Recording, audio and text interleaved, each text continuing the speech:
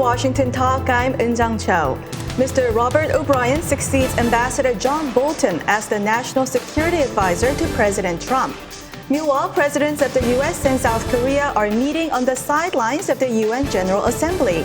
Today, we'll discuss what all this means to nuclear diplomacy with North Korea.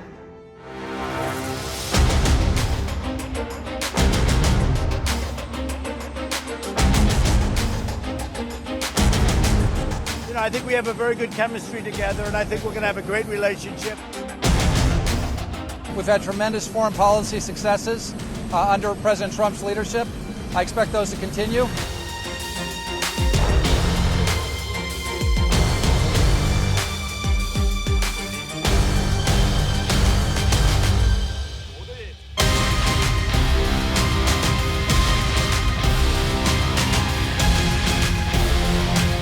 정상회담을 통해 한반도의 완전한 비핵화와 항구적 평화 정착을 위한 협력 방안에 대해 협의하고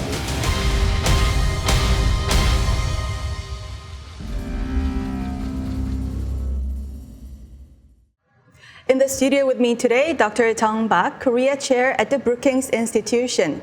She's held senior positions at the CIA and the Office of the Director of National Intelligence. Also joining me, Ms. Duyeon Kim, Adjunct Senior Fellow at the Center for New American Security and a columnist with the Bulletin of the Atomic Scientists. Ms. Kim was previously with the Carnegie Endowment. Welcome to the program. Thank you for having us.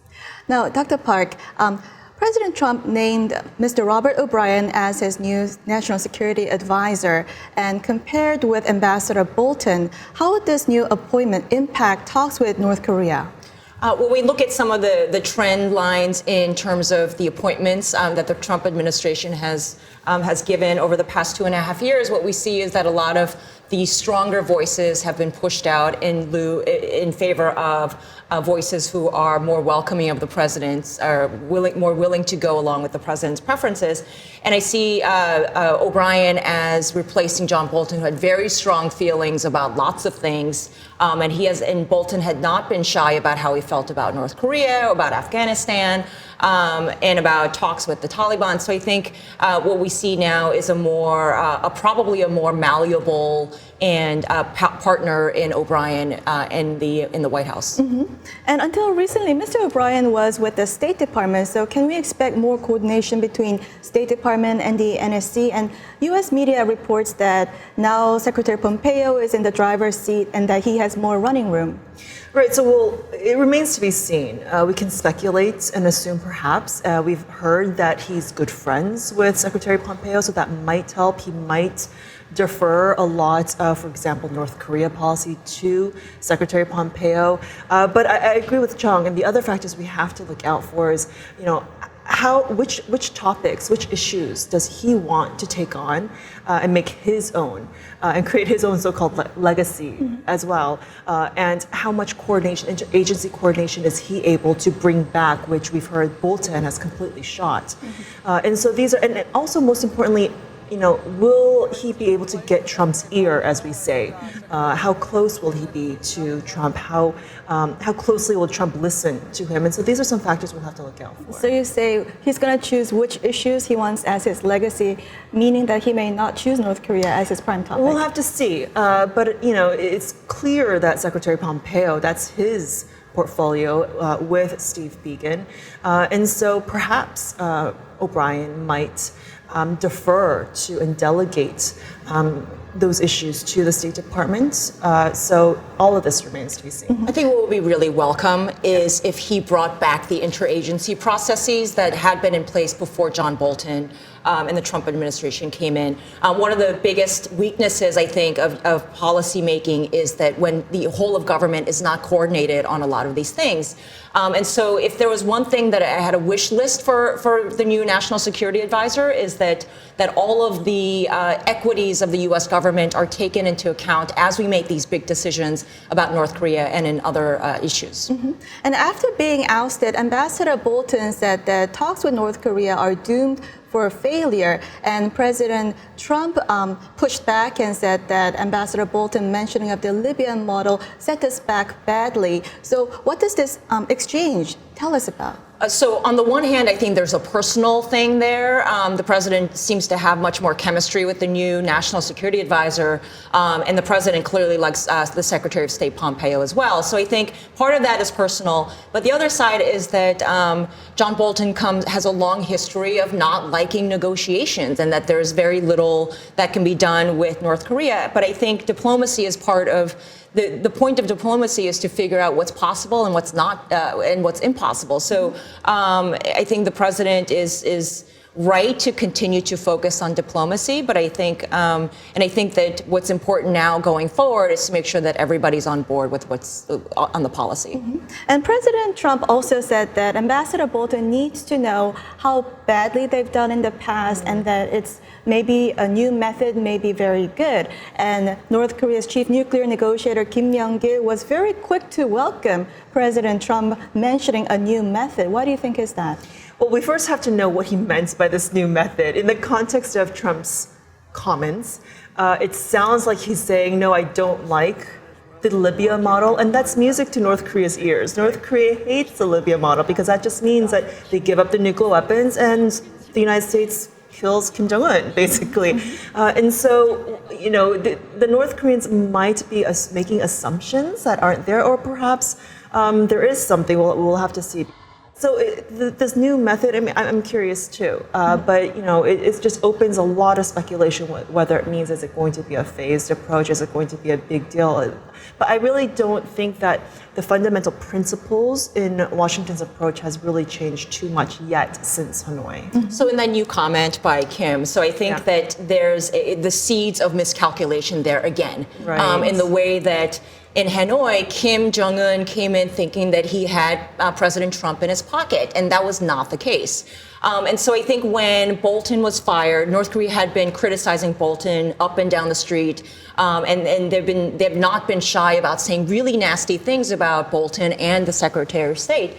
And I think that the North Koreans might be thinking again that President Trump is on their side. I see some tactical benefit to that, right? But on the other hand, they might be overestimating how much Trump is on their side, and so that sets us up for a lot of disappointment for North Korea, and a lot of and another logjam if working level conversations actually start.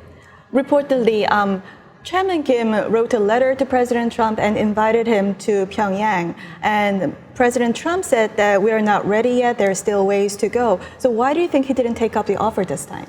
You know, it could be anything. Who knows what goes on in the mind of President Trump, just like Kim Jong-un. But it could be that he's trying to allow working level talks to actually happen in the first place, and I would like to see negotiations function properly, and until now they have not been, and it's really largely because North Korea has not been interested in resuming working level talks. They've been trying to go straight to President Trump, and I agree with what Jung said just momentarily.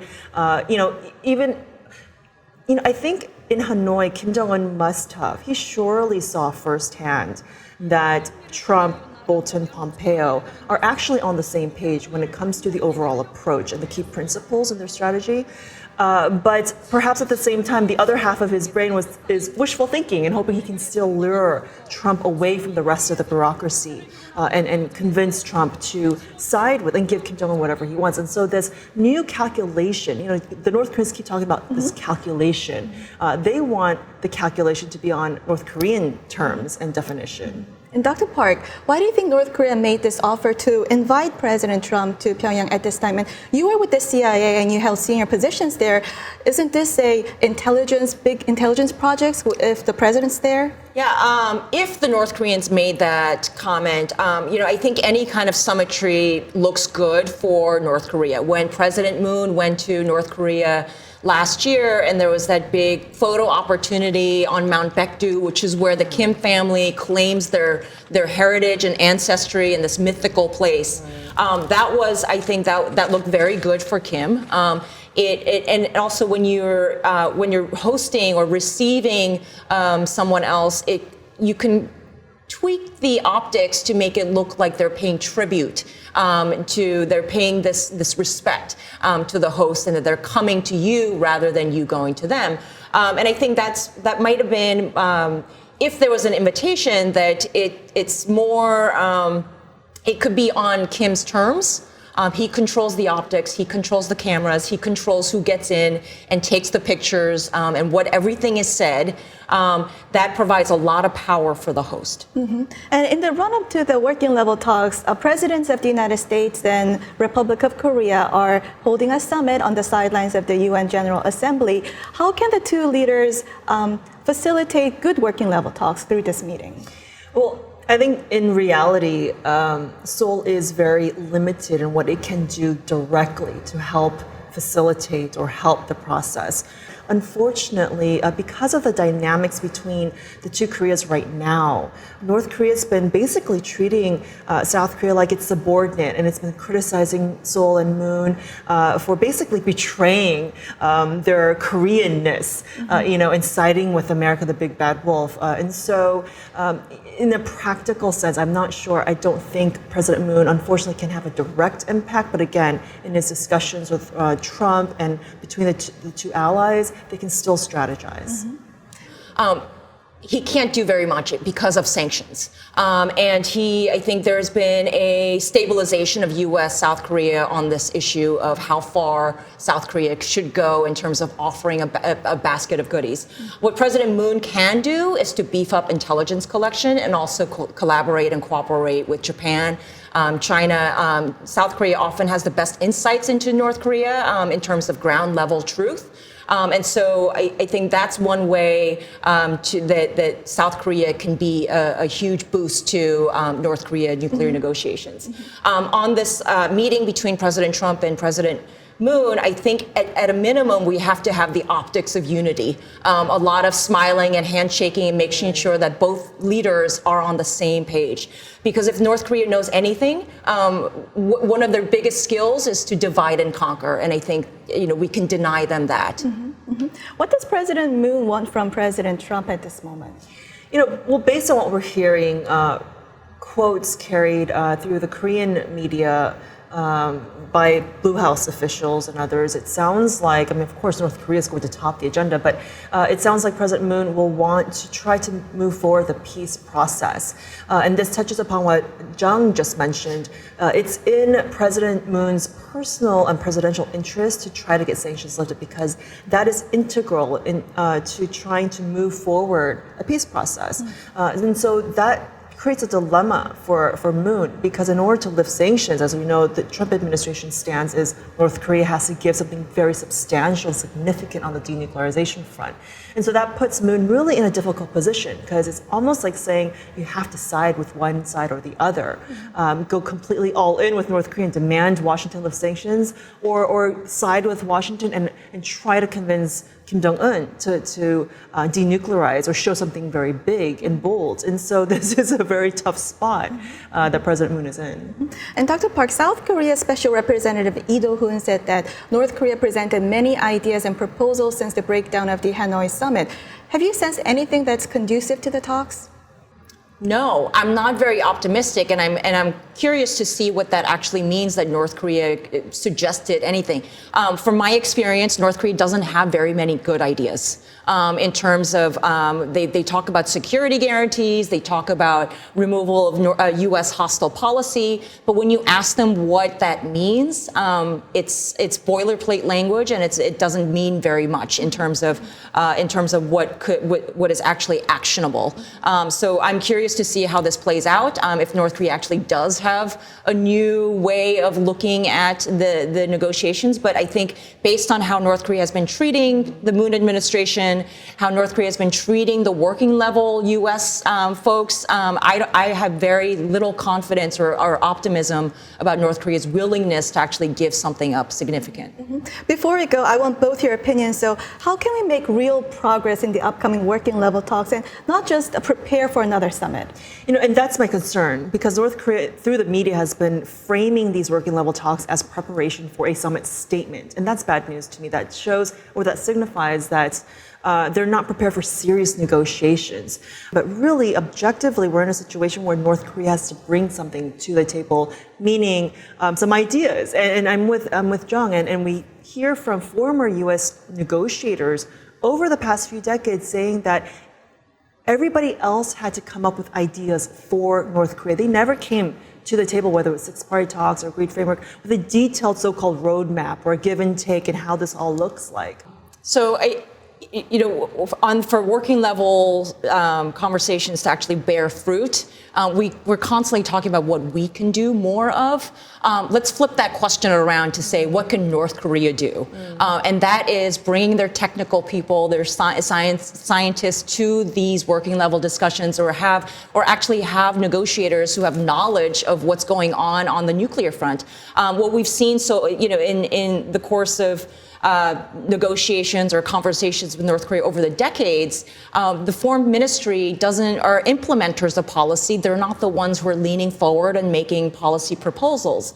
And so if the foreign ministry folks are coming and the negotiators are coming in with actual knowledge and are empowered to talk about nuclear issues, then that is a great sign. But so far, there's very little to suggest that that's the case, but we'll see what happens. And we'll have to see what happens. We'll now watch video for our next discussion.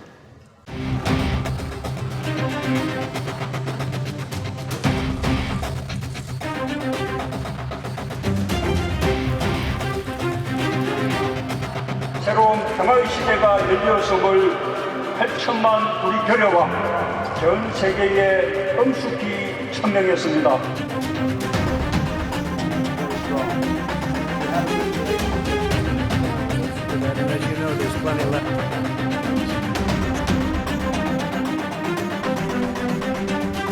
우리 군대가 정상적으로 진행하는 훈련에 병적으로 반응하는 남조선 군부의 섬약한 심경이 걱정스럽다.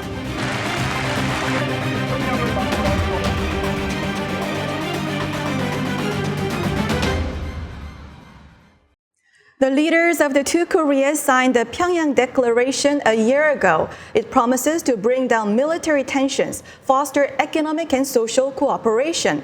But much has come to a standstill. Now, Ms. Kim, when President Moon made a speech to 150,000 North Korean citizens in Pyongyang, there was much euphoria. How do you compare the mood back then and now? Oh, complete opposites. It's almost like we're in a different era, a different age right now. Very chilly, very cold. And this is because North Korea has consistently snubbed South Korea, even blatantly said, we don't want your help, we don't want you involved. And again, this points to the way that North Korea tries to treat South Korea as its subordinate. And it sounded like Pyongyang was partially blaming South Korea for what happened in Hanoi, perhaps suggesting that it was misled by South Korean officials on what could be a possible deal. And it also shows that, but at the end of the day, North Korea really does only care about dealing with the U.S. one-on-one. And so in that sense, it may not be a huge loss to North Korea because they probably already think that if they need to, they can just come back to South Korea and get whatever they want from South Korea, whether it's aid or other assistance. Mm-hmm. And Dr. Park, Pyongyang Declarations covers a range of issues. What has been progress so far? Some of the landmines have been removed. Some of the guard posts have been removed. But I think, while those are good for tension reduction, let's point to the shorter range ballistic missiles that North Korea has been lobbing since the summer, and some of their blustery rhetoric and how Pyongyang has iced Moon out of any significant role in all this. And I see this as if I had to grade North Korea's strategy in this way, that it's a little bit of a misplay. Moon happens to be North Korea's biggest advocate, and I think that if North Korea were to even signal that they were willing to really have real conversations with the U.S., that treating Moon and working with President Moon on some inter-Korean more additional tension reduction initiatives with President Moon would be a sure sign that North Korea really wants peace. And I think that's where the argument for a peace agreement really gets undercut by what North Korea has actually done, and as well as security guarantees. And Dr. Park, a 청와대 official said that even with the slew of missile tests, thanks to the spirit of the joint Pyongyang declaration, the conditions are not as hostile as before 2017. Do you agree? Things are much more stable than they were in 2017.